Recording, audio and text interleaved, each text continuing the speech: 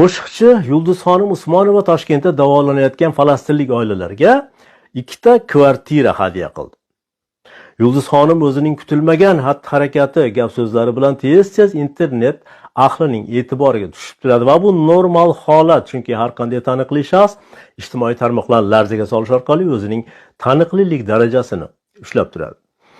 E'tibordan qolish, turli shov-shuvli voqealar ichida bo'lmaslik taniqli yulduzlar uchun o'lim bilan barobar. Xo'sh,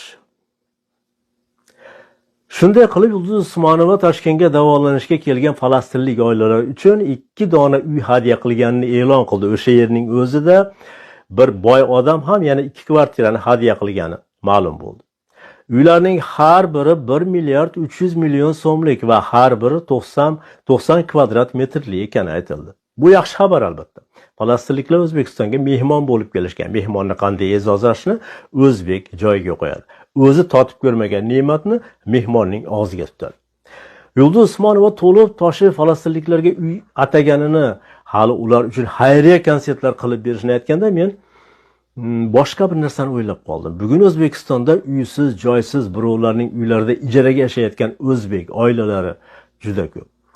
Podvallarda, tashlandiq, pochta, bog'cha, dala jiponlarida yashayotgan oilalarni bilaman. 5 yildan buyon uy joysiz, ijara sarson bo'lgan oilani bilaman. Uyma-uy ko'chaverish oqibatida oilaning farzandlari tuzuk quruq ilm ham olishmayapti.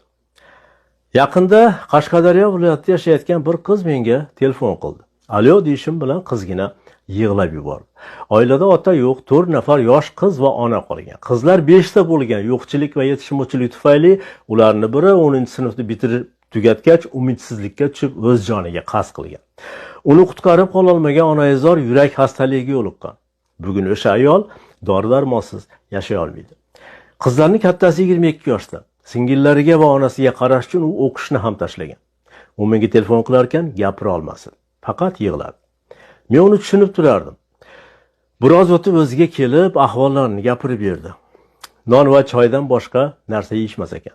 Kuni kecha deydi qiz, o'sha qolgan qutgan unni supradan qoqib non yopdim, 6 dona non chiqdi. Ertaga u non ham tugasa nima qilamiz dedi va yana yig'lab yubordi. Suhbatimiz dekabr oyida bo'layotgan edi. Singillarning qishki oyoq kiyimlari yo'qligi uchun maktabga ham borish olmayotgan ekan. Men qizga yashash joylarini videoda ko'rsatishni so'radim va so'raganimga pushaymon bo'ldim. Loy suvoqli eski xonada qanqaygan gaz balon, xonadon elektrdan uzilgan. Oshxonada esa 2 dona piyozdan boshqa hech narsa yo'q. Anchagacha o'zimga kela olmay yurdim. Negativ dasturiga bunday murojaatlar keyingi yillarda tez-tez bo'lyapti. Yurtda kambag'allar ko'paydi. Hattoki kambag'allikni tugatish vazirligi tashkil qilindi. O'sha vazirlikning xodimlari xorijda chiqqan avtomobillarda yurishadi. Ularning uylari issiq va yorug', farzandlari esa prezident maktablarida o'qishadi. Ular mamlakat aholisini kambag'allikdan chiqarish uchun tinmay mehnat qilishlari kerak aslida. Yurtda yo'qsillar ko'payganiga qaraganda vazirlik xodimlari umuman ishlashgani yo'q. Va mana shu fonda yurtning eng taniqli va boy qo'shiqchisi va nomi aytilmagan bir boy odami shusiz ham prezidentning shaxsiy e'tiborida bo'lgan falastinliklar uchun 4 dona uy hadya qilishdi. Falastinliklar o'z yerlarining shaydolari. Ular hech qachon begona yurtlarda uzoq qolishmaydi.